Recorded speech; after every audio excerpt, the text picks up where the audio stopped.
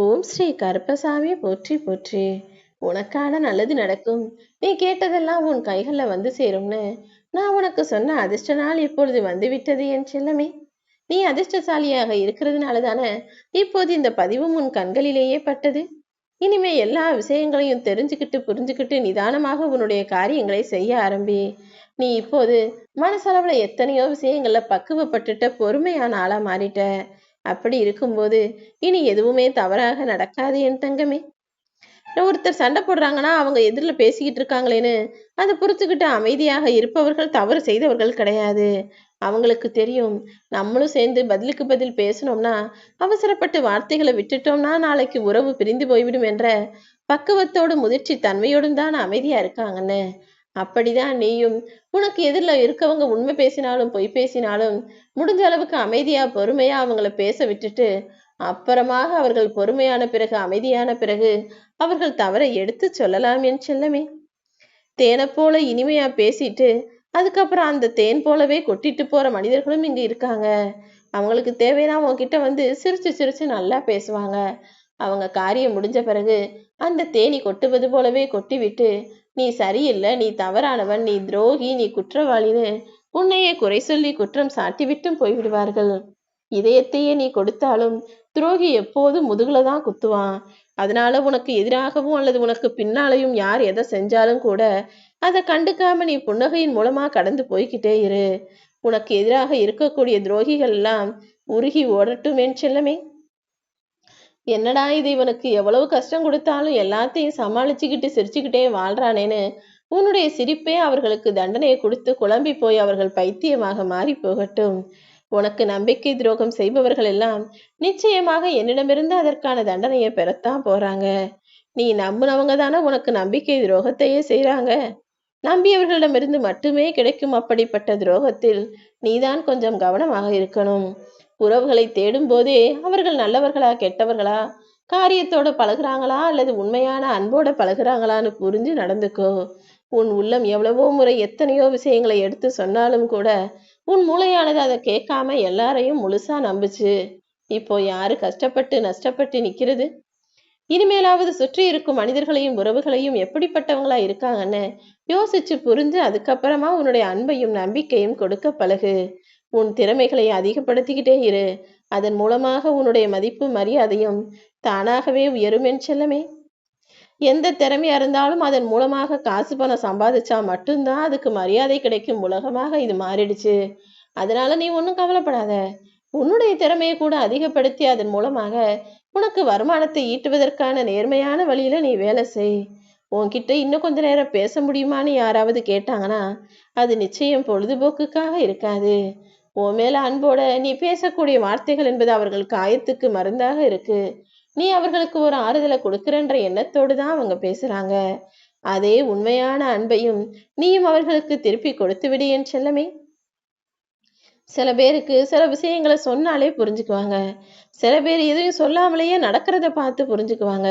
ஆனா சில பேருக்கு கஷ்டப்பட்டா மட்டும்தான் புரியும்.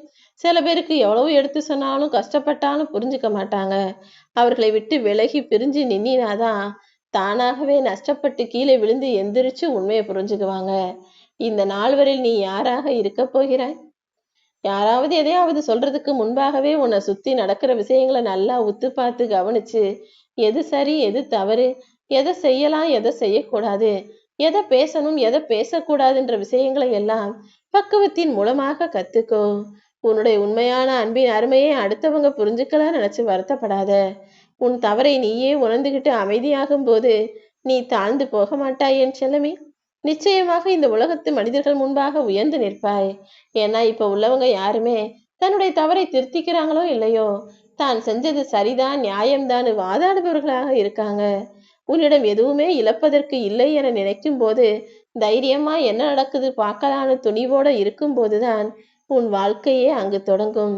அதை விட்டுட்டு எதுவும் தப்பா நடந்துருமோ தவறா நடந்துருமோன்னு பேசிக்கிட்டும் பயந்துகிட்டும் எதிர்மறையாக யோசிச்சுக்கிட்டுமே இருந்தீனா நடக்கிறதும் தப்பாக தானே இருக்கும். என்ன நடக்குதுன்னு பார்க்கலான்னு எப்போதும் தைரியமான துணிவான மனசோட இரு. உனக்கு பின்னால இருக்கிறது உன் அப்பா கருப்பசாமி.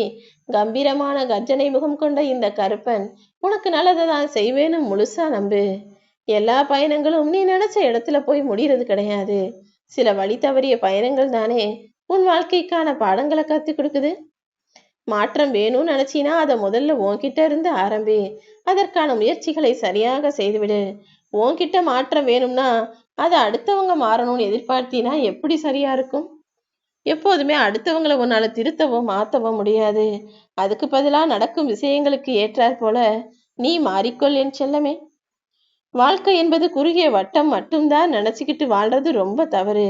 ஏன்னா வாழ்க்கையில நீ தடுக்கி விழுந்தீனா உன்னை தூக்கி விட யாரும் வரமாட்டாங்க. ஆனா நீ நிமிர்ந்து நடக்கும்போது உன்னை தடுக்கி விடுறதுக்கு பல பேர் வருவாங்க. வாழ்க்கை என்பது வட்டத்தையும் தாண்டி நிறைய விஷயங்கள் இருக்கு. நீ நினைக்கிறது மட்டுமே உலகம் கிடையாது. நீ நினைக்கிறது மட்டுமே வாழ்க்கையும் கிடையாது. நீ நினைக்கிறது போலவே எல்லா மனிதர்களும் இருந்து விடவும் மாட்டார்கள் என்ற உண்மையை நீ புரிந்து கொள் என் செல்லமே.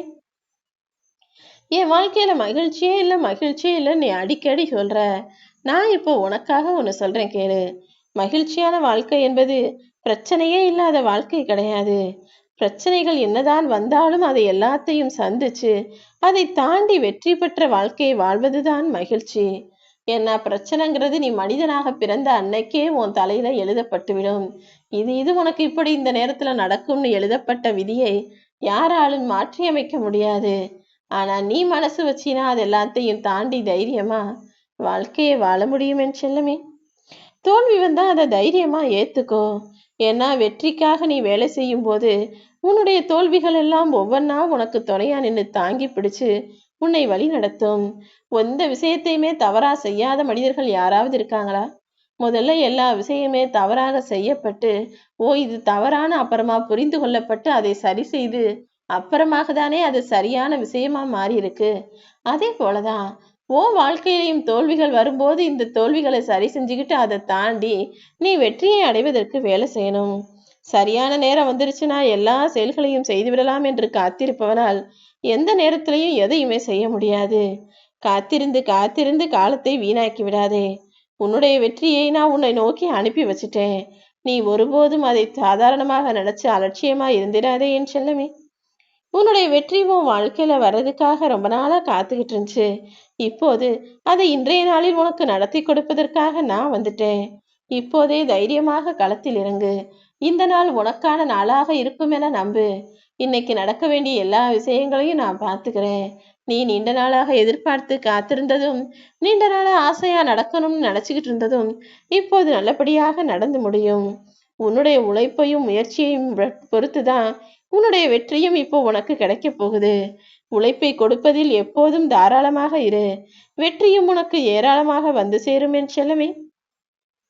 யார் உன்னை அவமானப்படுத்தினாங்களோ, யார் உன்னை தவிர்த்தார்களோ, யார் உன்னை மட்டம் தட்டி பேசினார்களோ, யார் உன்னை நிராகரித்தார்களோ அவங்க கண்ணு முன்னாலேயே உனக்கு ஜெயிப்பை கொடுத்து உன்னை மகத்தான வெற்றியை பெறச் செய்து அவர்களால் உன்னை தவிர்க்கவே முடியாத அளவுக்கு கம்பீரமாய் சந்தோஷமாய் கௌரவமாய் தன்மானத்தோடு தலை நிமிர்ந்து உன்னை வாழ வைப்பேன்.